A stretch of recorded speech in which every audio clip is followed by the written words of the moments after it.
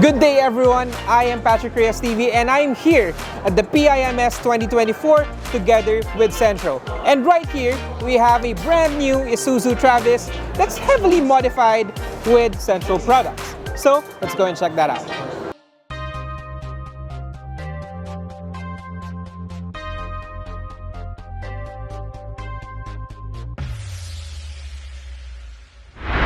So before we go and check out the main product that we're showing with the Travis, we're going here in the front, and right down under, we have the armored urban bull bar. And what this does, it actually protects you from major cost or major damages. So this one is an investment for the protection of the overall truck. So this one is purely robust, so you would have protection for the delicate parts of the Travis. So the reason for all of this is actually here on the back. This is what we call the C-van or Centro van. Very witty. So this one is actually an all aluminum body right here, and it's all perfectly sealed. And alam naman natin, kakatapos lang ng bagyo last week.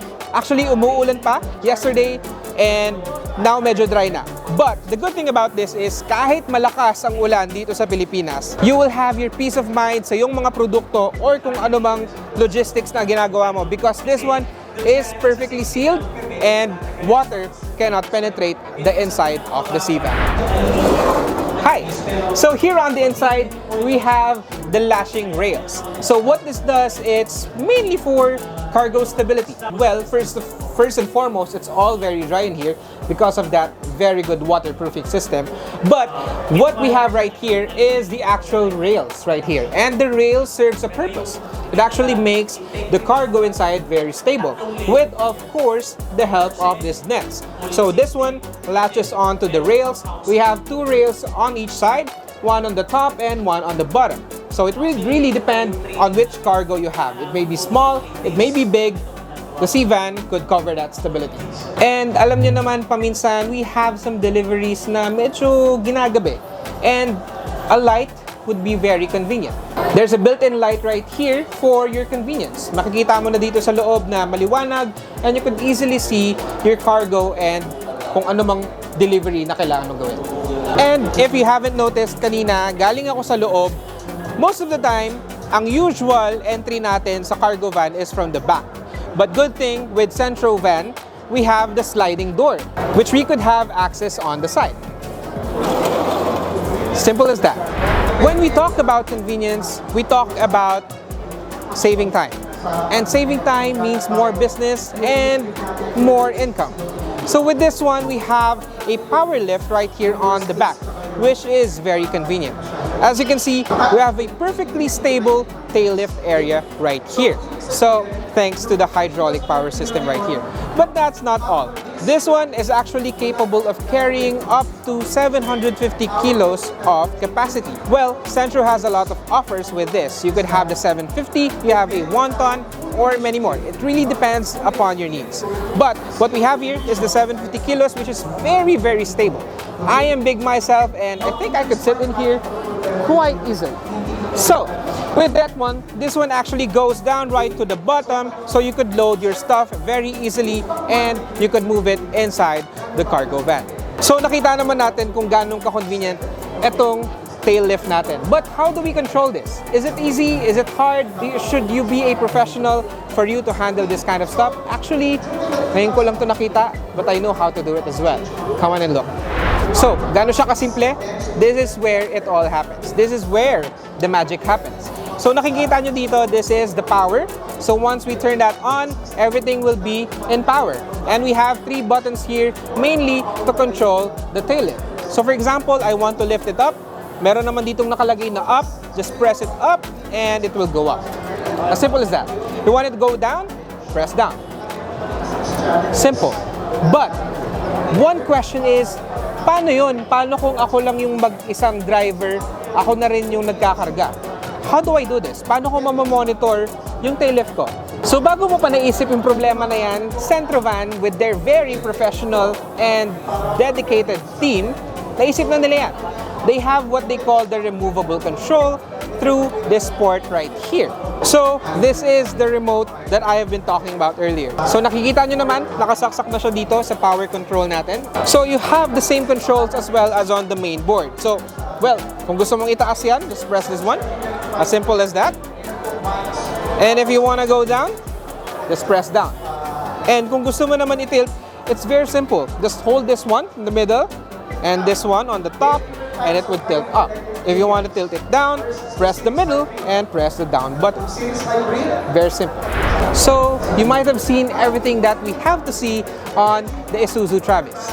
And could you believe na lahat ng tech na nakita natin dito sa van na to, Centro could manufacture and produce that within 7 days. Mauwi mo na yung truck mo with all the features that I've shown you. Maybe more, maybe less. But one thing I'm sure is Centro would definitely be very capable and very dedicated sa time na i-offer nila sa inyo. So, 7 days is quite good for this kind of tech. Remember when I told you na merong tatlo tayong ipapakitang body conversions na gagawin ni Centro in PIMS? This is what I'm talking about. We have here the second body conversion. It's a new Mitsubishi L300. I'm sure nakakita na kayo dyan, pwedeng sa barangay nyo, pwedeng sa highway, sa NLEX, or baka yung kapitbahay mo may L300. Pero I'm sure, yung kapitbahay mo walang ganito. So what makes this L300 different to your typical L300?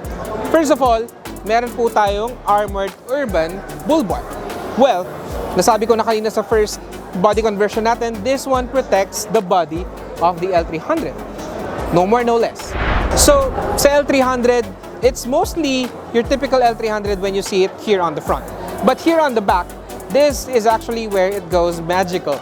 This one actually has a big hydraulic system right here, which actually lifts up the whole dump truck on the back. So the dump truck actually serves many purposes. It could be for flooded areas, pang rescue nyo, or possible for cargo as well, or one more is yung bench type na pinagmamalaki ni Centro. He could actually convert this into a dump passenger type of sea dump truck. Would you believe that? But you get the point. This one is multi-purpose, it serves its purpose, and it's very convenient to use. And you know, one thing about Centro is hindi lang sila puro features or tech. They actually care about your safety. If you have noticed here, we have reflector lights right here kasi wala nga naman siyang ilaw, but the reflector lights or reflector stickers would actually serve its purpose for the safety and maging visible siya sa daan.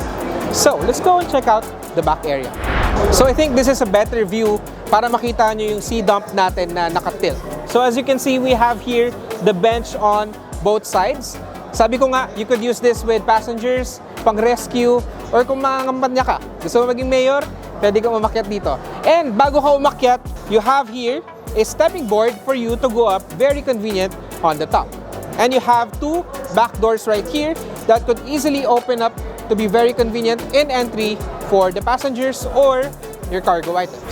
So, what makes this very different compared to the other hoist that we have is this one's actually branded. And when I say branded, it's actually of very good quality because this is a Shinmeiwa hoist and it's actually made in Japan. Alam mo naman, pag sinabi nilang made in Japan, it's of good quality. So, what's really good about this is actually very capable. Alam nyo, kaya nito up to 1,000 kilos and that's around 15 to 16 people na makikarry niya. So imagine how many people you could rescue in a rescue operation with this one. Of all the tech and features that the L300 has, this one is fully jam-packed. And what's good about it is pag sinabi nating sea dump truck, madalas malaki, hindi pwede sa subdivision or mahirap i-maneuver. Alam din naman ng streets dito sa Manila, it could be very hard to maneuver. But this one, they call it the mini sea dump truck. So this one could access anywhere, mga singit-singit or mga tight na lugar, this one could really fit in. And you know, what's really good about it is in 15 days, the moment you order this one, you could receive the whole mini sea dump truck of your own. Oh, you're still there. So this is actually the newest resort that we have for Centro. Let's go and check it out. So, what we have here is a new Suzuki Carry.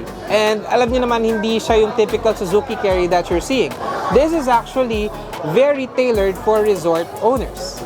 So you know, what I really like about Centro is very diverse sila in terms of business. So pwedeng sa barangay, pwedeng logistics, and at the same time for resorts and probably parks. And as you can see here, we have here the Suzuki Carry converted for resorts. And this one has a very spacious interior and a very colorful design as well. So alam mo yun, medyo marirelax ka, and once you see this, alam mong you're on vacation. So alam mo naman, pagpasok mo dito, it already feels like I'm on vacation. This one has a very spacious interior. And alam nyo, this one actually has very good views. Alam niyo naman, when you use this kind of trucks or vans, usually maganda ang mga view. And it's very, very ideal na meron tayong open space for that better view of the surroundings. Now, the Suzuki Carry with this conversion actually offers that. So, I've talked about it, spacious interior, very nice colors, very nice view. And the question is, paano kung ginamit namin sa gabi?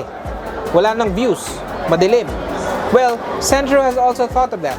Meron po tayong dalawang LED lights right here for your convenience. And you know what I really like about the Suzuki Carry is, well, it's practically a small truck. Pero ang dami nating pwedeng isakay dito with the help of the conversion of Centro. This one actually could carry 4 passengers. Kung medyo mataba ka, probably 3.5. But you have a comfortable space good for 4 people here, 4 people here, and 3 on the back. And not to mention, you also have 1 more passenger for the front. See? A lot of seat configurations. Ang dami kong pwedeng gawin dito dahil sobrang luwag. But, for safety purposes, ano naman ang na-offer na safety of the resort van? Well, you have here a robust stainless steel that could really hold well. This one could actually be a guard for you not to fall down on the outside. And one more thing, the doors right here are actually stainless steel as well. Very convenient. So we talked about safety earlier, and this robust steel bars could really help on that. But one more safety feature of the Suzuki Resort van is this one right here on the bottom. So as you can see right here, we have what we call the aluminum checkered plate. So this one actually serves its purpose for slippery surfaces, especially kapag umuulan.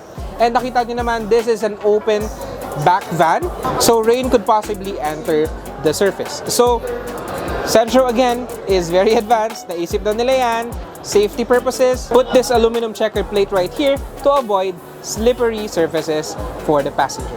So if I haven't mentioned it yet, this resort van has a lot of stainless steel. And mind you guys, the stainless steel right here is not just your typical stainless steel that you would buy anywhere. This is what they call, I'm not an engineer or whatever, but they said it's a SKED 40, which in engineered terms is actually a very robust and durable kind of stainless steel.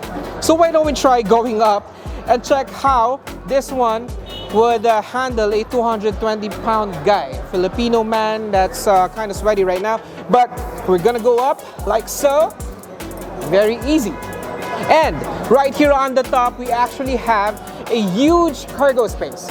So this could be for your luggages, for your guests, kayaks, golf clubs, you name it, it could fit in here as well. So all of that features again, very simple. You have the bull bar as well right here. I don't think I'd show that earlier, but all of that features in here, the leather seats, the spacious interior, the roof rack right there, and that robust SKED 40 stainless steel bars could be produced in just 30 days. So when you order, you would get this in your resort or whatever for 30 days, guaranteed. So once again, this is Patrickreyestv. Thank you for watching this video, and I hope you enjoyed as much as I did.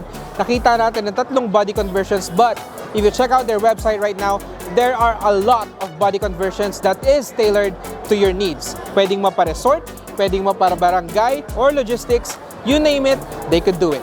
And thank you once again, Centro, for allowing me to experience and discover this body truck conversion products. Once again, thank you and see you.